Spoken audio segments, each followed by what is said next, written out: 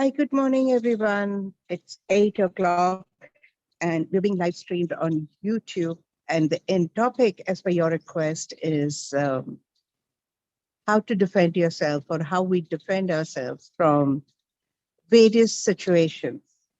So, one of the situations that I've decided is related to root chakra. And I'm going to go chakra wise. I know most of the listeners do not have much of the struggles with the survival story. However, we often have stories where life is threatened. For example, COVID.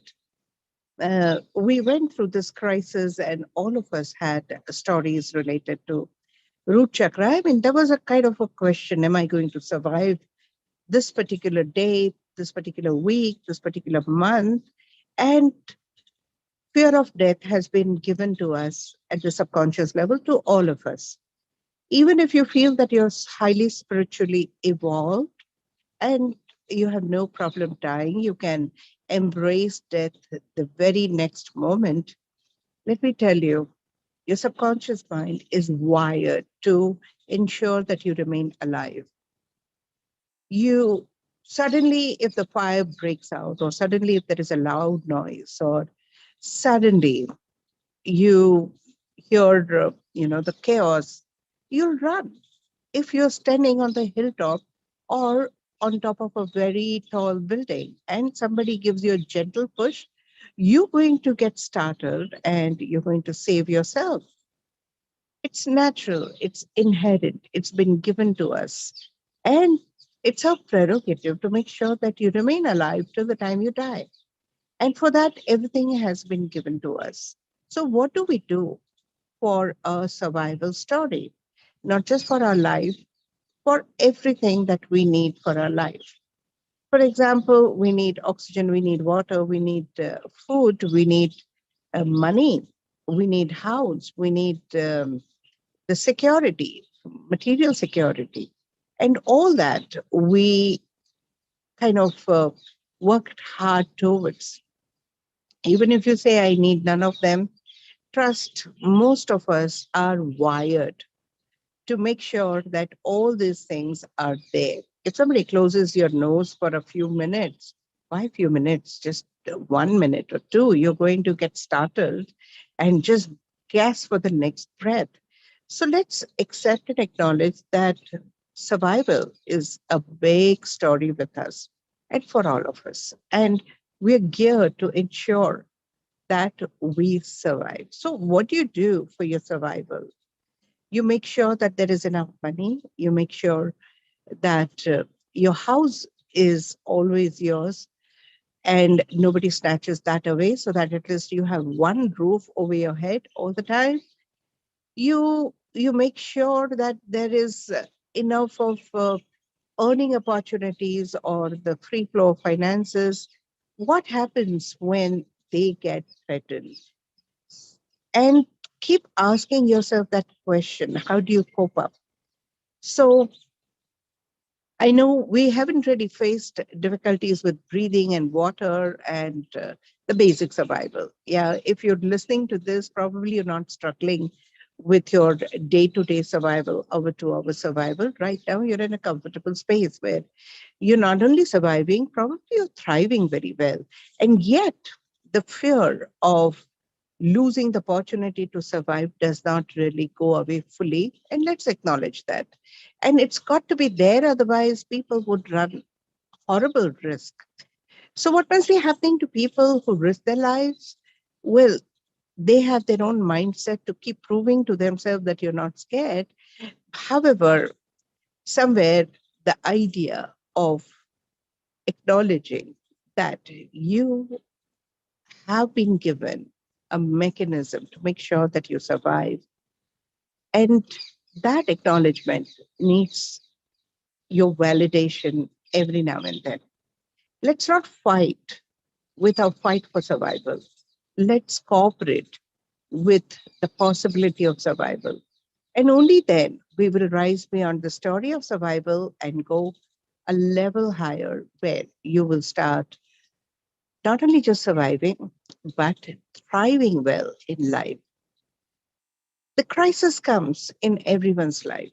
It can come right at the time of the birth where even your life is threatened. It could come when there are major calamities in the world. It could come when there could be a life and death disease situation. It could come any moment. Most of us have gone through such crisis and gone beyond that. However, some of us still feel threatened. Some of us still feel that you are running a risk, and it's all at subconscious level.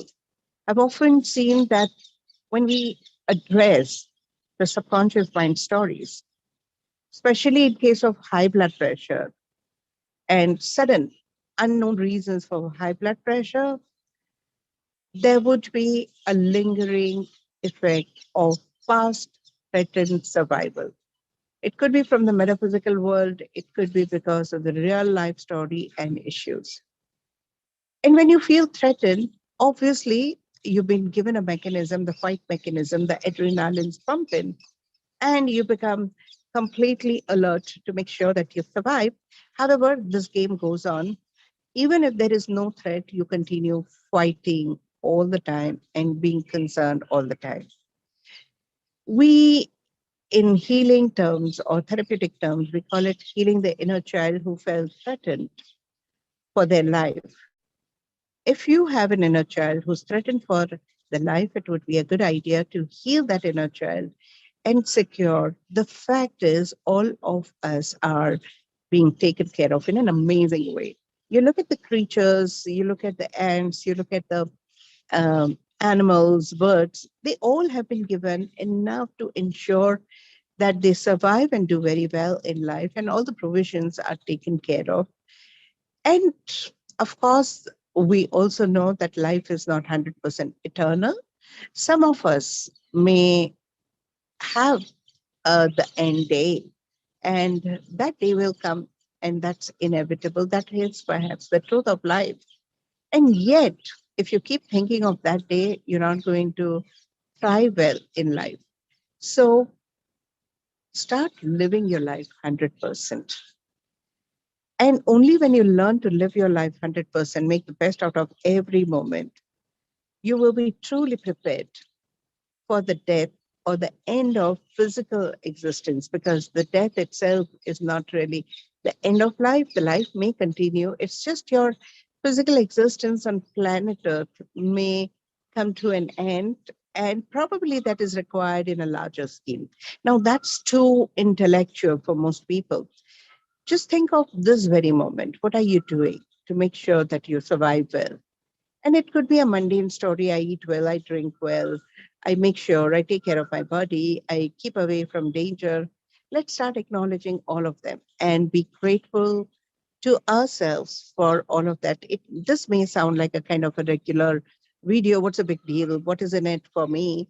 And yet, I want you to acknowledge and be grateful for all that you're doing for yourself, for your existence, and how you're taken care of. The defense mechanisms are not something that needs to be ridiculed. They have to be appreciated. We need to feel grateful for all that we're doing and all others are doing for us. Only thing that you need to keep in mind that don't spend too much of time being in a defensive mode, because if you get into a defensive mode, you forget to exist, you forget to enjoy, you forget to relax, take life easy, and eventually to connect with the ultimate resource energy, which anyway helps us not only survive but thrive. So recognize your differences, be grateful to your differences. However, just relax and make sure that you don't always remain defensive. In between your defensive responses, you can just chill, enjoy, relax, feel secure, feel safe, feel taken care of, connect to the prime resource energy, and take life easy, because you have no idea how many mechanisms are in place to ensure that you are taken care of and defended. Cooperate with this defensive ways of the universe instead of fighting against them. Align and enjoy your life full on. For that, you may meditate for some time, connect to your higher consciousness and the prime resource energy.